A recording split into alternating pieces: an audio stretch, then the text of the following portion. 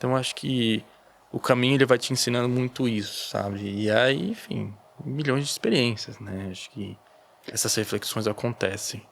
Acho interessante, Fig, né? Ontem a gente conversou, falou sobre espiritismo, não sei o quê, bababá. Falou um pouco sobre o caminho de Santiago, né?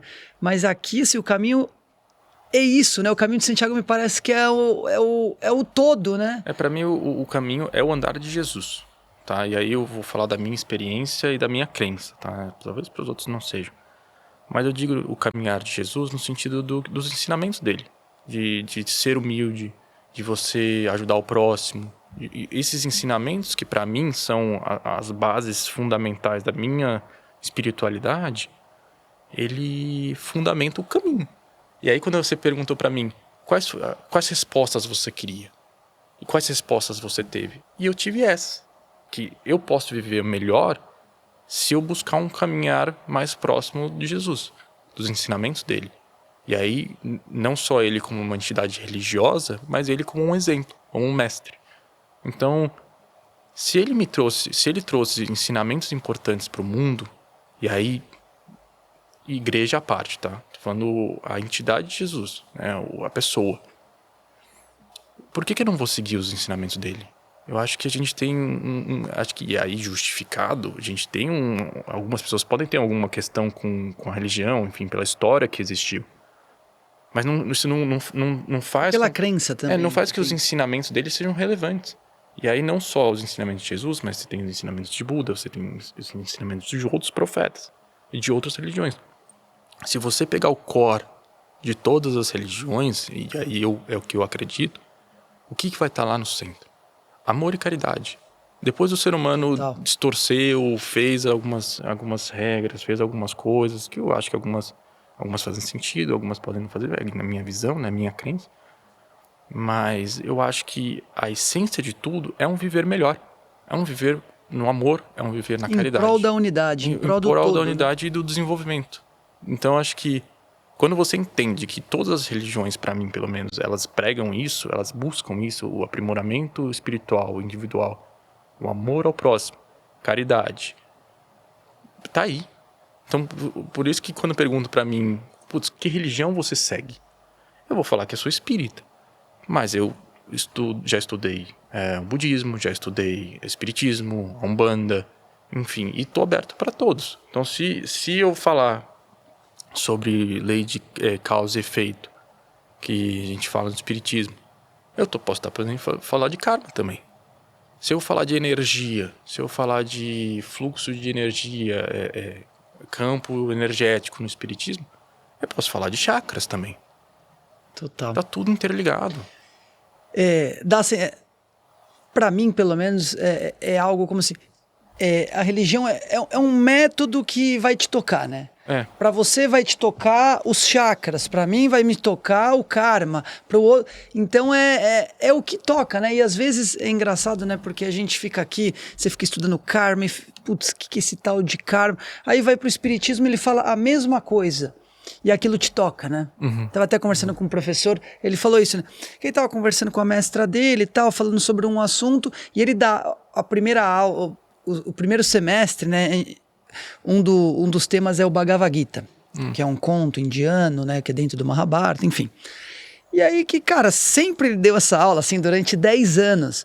E aí a mestra dele foi lá, falou algumas coisas que tocou ele. E aí quando ele foi ver, isso estava dentro do Bhagavad Gita que ele ensinava há mais de 10 anos. Então o que eu quero dizer com tudo isso? Que os ensinamentos, eles estão aí. O que vai mudar é a retórica, é o momento que esses profetas chegaram, né? Porque o momento que Jesus estava provavelmente era diferente de Maomé, era diferente de Buda, cada um tinha o seu propósito ali, podemos assim dizer, e se adaptado à cultura local, né? Mas eles estão ali, né? Eu acho que assim, isso se conecta um pouco com o meu caminhar na espiritualidade, né? Eu acho que eu não sou uma pessoa que fica indo na igreja ou que fica indo no centro espírita, por mais que eu gostaria de retomar. Hoje minha rotina, infelizmente, isso é inviável, né? Mas eu acho que eu tinha muito essa questão de, não, eu preciso sentir. Eu preciso né, que eles falam, né, de sentir o espírito, eu preciso ter a prova, né? Ter a prova, eu preciso ir lá incorporar, porque preciso vivenciar isso. E eu fui ficando frustrado. E não tirando mérito também de quem faz isso, jamais, né? jamais. É que pra mim não era assim. E eu falava, então eu não sou um ser espiritual. Se eu não consigo me conectar com isso, então eu não sou um ser espiritual, eu não sou uma pessoa espiritualizada. Então isso foi me apagando. E aí depois que eu tive a experiência em Santiago, onde eu fui vivendo essas experiências simples, mas extremamente significativas, aí não tirando o mérito das experiências dos centros espíritas, do centro de Umbanda, ou dos terreiros de Umbanda, mas a vivência da simplicidade e dos ensinamentos que existem em grande parte das religiões foi me mostrando de isso aqui é espiritualidade também. Então, tentar buscar viver melhor, eu viver uma coisa de mais de amor, de caridade, também é espiritualidade. E aí, quando eu me abri para isso que eu te falei, né, na experiência, quando eu me abri eu me entreguei completamente eu me humilhei no sentido de me entender como um ser humaninho dentro de um grande plano, um plano divino, foi quando eu senti. E aí a gente pode falar aqui das experiências espirituais que eu tive sim, que eu senti, e aí talvez seja um pouco diferente da experiência dos centros espíritas, então não senti exatamente da forma que eu estudei, mas eu senti do meu jeito. Mas eu senti sim o espírito, Deus entrando em mim, em termos de me preenchendo o espaço que faltava. E aí quando eu fui tendo essas experiências e fui me abrindo, eu fui percebendo Deus no dia a dia. E aí a gente volta de novo. Puta, numa pessoa que vinha me ajudar. Numa palavra de conforto no momento que eu precisava. Numa risada que eu tinha com um cara que eu revi depois de sei lá quantos tempos. Isso pra mim é Deus. Isso pra mim é espiritualidade. Né? E aí até tava esses dias... Isso se conecta com a ideia de sincronicidade de Jung? Cara... Nesse sentido mais espiritual, tá? Não no literal. A gente pode dizer que Jung, ele tinha assim, ele tinha um viés espiritual, mas de novo, ciência e espiritualidade são coisas separadas. Jung era um estudioso, ele estudou a religião como parte do fenômeno psicológico e ele entendia isso sim como um fenômeno. Agora, eu não consigo dizer aqui se a sincronicidade de Jung tem a ver com sincronicidade de religiões, né? Talvez, na minha experiência particular, eu acho que a sincronicidade ela pode existir no sentido do fluxo das coisas. E aí eu não acho que é tipo, porque isso, olha lá como aconteceu.